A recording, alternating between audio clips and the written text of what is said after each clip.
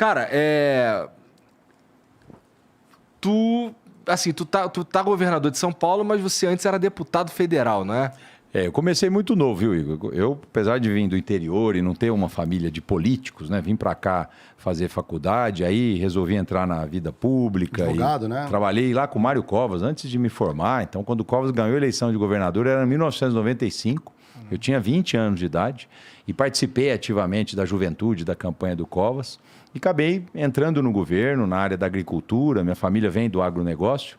Mas como é que foi esse caminho? Tu conhecia ele antes? Não, você vê como a vida, né? Eu vim para cá e tinha um amigo nosso lá de São José do Rio Preto, que é a minha terra natal, a região lá de Rio Preto, eu sou de Itanabi. Esse amigo nosso, também da área rural, era amigo de um irmão mais velho meu, que veio a falecer de carro, né? Tá. E que chamava Antônio Cabreiro. O Cabreiro foi ministro do Collor, era um grande produtor rural e... Em 94 ele estava em São Paulo. Rodrigo, você está estudando aqui, vem me ajudar a montar um partido. Eu acabei me filiando a um partido, era o PFL na época, o Partido da Frente Liberal.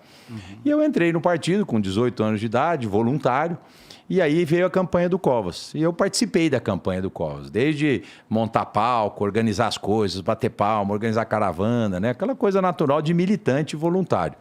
E o Covas me enxergou durante a campanha, falou, esse menino aí tem jeito, hein? E foi, ele ganhou a eleição, virou governador. Esse amigo da minha família, que é o Cabreira, lá de São José do Rio Preto, virou secretário da Agricultura dele e falou, o Rodrigo vai ser o secretário executivo da Agricultura. Nem informado eu era. Rodrigo, só peraí. Assim, tu já tinha vontade de entrar pra política? Foi muito, assim, o acaso mesmo da vida. Hoje, olhando para trás, né? Eu estou fazendo muito isso, poxa, é uma honra para mim ser governador de São Paulo, uma responsabilidade grande. Teve um fato na minha vida que acho que motivou a minha entrada, né? Tá. Eu, quando tinha 16 para 17 anos, meu irmão mais velho, que era amigo do Antônio Cabreira, ele veio a falecer num acidente de carro. Um acidente bobo, à noite, lá em Brasília, 10 horas da noite. Ele estava voltando aí de um jantar, bateu o carro e morreu. E depois, isso foi um sofrimento para minha família. Era o meu irmão mais velho, era a minha referência, né? Porque eu tinha quase 11 anos de diferença para ele. Então, ele efetivamente era o irmão que me criou, né? Entendi. Diferente do pai, que às vezes não consegue falar algumas coisas pro filho, né? Eu sou o filho mais novo. Foi meu irmão mesmo que pôs no eixo, que sempre me orientou, que fez uma formação mais rígida em cima de mim, e de repente some da tua vida, né? O cara que era a tua referência vai embora. Isso foi um sofrimento muito grande em casa, para os meus pais nem se fala, para mim, para o meu irmão, para minha irmã, enfim, nós éramos em 4. E aí, depois de um ano, assim, a família destroçada com a perda do meu irmão, minha mãe criou uma instituição de caridade, né? Ela transformou toda a dor que ela sentiu da perda do filho mais velho em amor ao próximo e criou uma instituição lá em Rio Preto. O Rancho de Luz já deve ter... Foi em 1993, existe, então 28 anos atrás, né? Quando meu irmão morreu, dali 6, 7 meses, ela falou, olha, nós não podemos aqui parar a nossa vida e nós temos que transformar tudo isso em amor ao semelhante. Então ela criou essa instituição e eu, muito jovem, isso impactou muito naquela época a minha vida. Depois eu vim para São Paulo fazer faculdade, a hora que vi eu estava nesse processo político e a hora que eu vi eu estava dentro do governo como secretário adjunto da Agricultura muito jovem, né? Então, olhando para trás, eu acho que essa atitude, vamos dizer assim, da minha mãe, de pensar no semelhante, de pensar no próximo, ela sem eu perceber, mexeu muito comigo. Entendi. Fruto de uma tragédia familiar, se transforma isso em amor ao semelhante e isso mexeu comigo, porque a minha família não tinha nada a ver com isso. E aí as oportunidades foram surgindo, eu acabei trabalhando no governo e disputei a minha eleição de deputado, eu tinha 24 anos de idade. Novaço. E ganhei as eleições, né? Fui um dos mais votados na época do Estado, isso foi em 1998. Tive uma votação muito grande, fiquei entre os 5 mais votados do Estado e sem ninguém prestar atenção, né? Fala, poxa, desse menino veio da onde? Eu vim, enfim, fruto um pouco desse trabalho da minha mãe lá de Rio Preto. Até a instituição, ela é muito forte até hoje, atende mais de 500 crianças. E eu sempre evitei até de ir lá muito para não politizar, né? Porque aquilo, minha mãe faleceu em 2020 e aquilo é uma herança que ela deixou para a cidade, né? Não é mais da família. Entendi. Hoje é uma instituição de caridade muito respeitada lá no Solo Sagrado em Rio Preto. E aí me elegi muito jovem, 24 anos de idade, deputado estadual. E a vida não parou mais, né? Eu fui deputado por 3 vezes, fui deputado federal depois 2 vezes, fui secretário em vários lugares, né? Eu virei um clínico geral na gestão pública, eu gosto muito de gestão, de administração. Então, fui secretário de administração da cidade de São Paulo, depois secretário da área social do Estado, secretário da área econômica, desenvolvimento econômico, cuidei das universidades, cuidei do desenvolvimento econômico do Estado. Depois fui secretário de habitação, né? Também uma área muito bacana de se trabalhar, tudo né? Quando São Paulo. Tudo Estado, né? E depois secretário, vice-governador, secretário de governo e agora governador. Então, Igor, eu falo que eu me apresento, eu sou o Rodrigo, novo governador de São Paulo, mas eu sou um antigo servidor público, desde os 20 anos de idade, dedicado ao Estado, dedicado às coisas aqui de São Paulo e a honra hoje de governar o Estado. Quando tu aceitou fazer parte da chapa do Dória lá, já tinha essa conversa que você provavelmente ia assumir o governo de São Paulo? Em 2018, né, eu já era deputado federal, um dos mais votados, tinha muita força política no Estado, né, era de um outro partido, era do Democratas, o primeiro partido que eu filiei lá com 18 anos de idade. E aí foi uma coligação, porque essa coligação do PSDB e do DEM e alguns outros partidos, mas principalmente PSDB e DEM, começou lá com o Fernando Henrique e o Marco Maciel, lá atrás. Faz um tempão. Faz um tempão. E ela manteve-se em São Paulo, com o Serra, com o Geraldo, né? E com o Dória, no caso, eu como vice dele.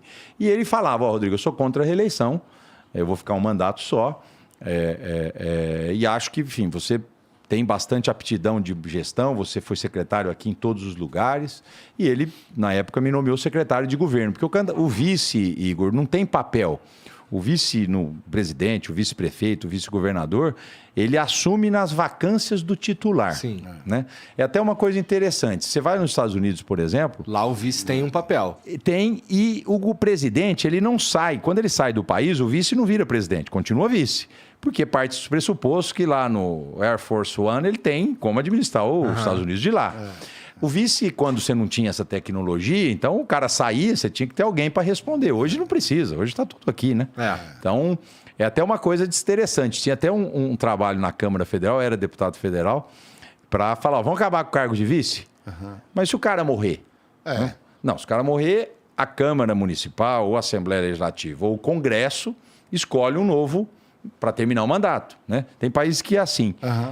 Mas aqui acabou ficando a figura de vice, eu virei vice-governador, fui secretário de governo. A Secretaria de Governo é uma gerência geral do Estado, sabe? Então, todas as políticas públicas... Mas não é uma prerrogativa do vice. Não, isso é a decisão do governador. Tá. Fui o primeiro vice que ocupou essa secretaria. Tá. Né?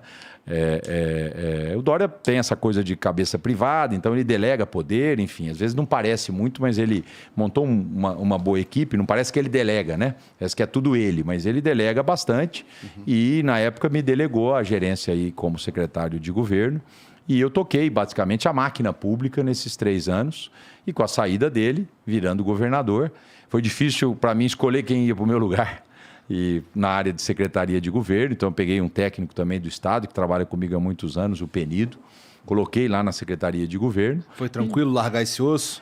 Olha, não é fácil, porque quando você fica no dia a dia, que nem você, que você faz o flow, de repente falou, você vai agora ficar no andar de cima, você vai ter que pôr alguém lá para apresentar, não é algo fácil, porque...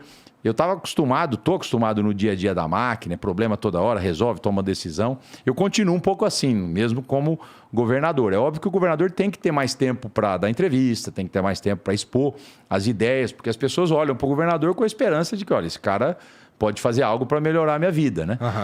Então, é um papel institucional, mas também um papel de governança geral do Estado, que é o que eu procuro exercer, né? Acordo muito cedo, durmo muito tarde. E, naturalmente, o cargo exige isso, de você estar também toda hora tomando decisão ali, atento ao dia a dia de um Estado desse tamanho, né? 645 cidades, então é muito grande o Estado. Muita gente, problema toda hora para você ficar de cima e resolver. O governador, assim, o Estado de São Paulo hoje, ele tem um problema que é o foco dos trabalhos... O que eu falo, Igor? São Paulo é um estado que as coisas funcionam. Né? Você sai de São Paulo, tudo é diferente daqui. Então, você tem segurança pública. Vamos falar de segurança. A segurança de São Paulo é a melhor do Brasil.